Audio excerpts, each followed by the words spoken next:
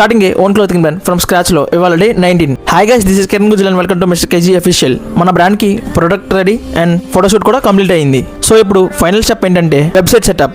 dapperclient.com brand website designing కోసం ఒక freelancer ని హైర్ చేసుకున్నాం. అండ్ మన వెబ్సైట్ డిజైనింగ్ కంప్లీట్ అవడానికి అరౌండ్ 2 to 3 weeks టైం పట్టింది.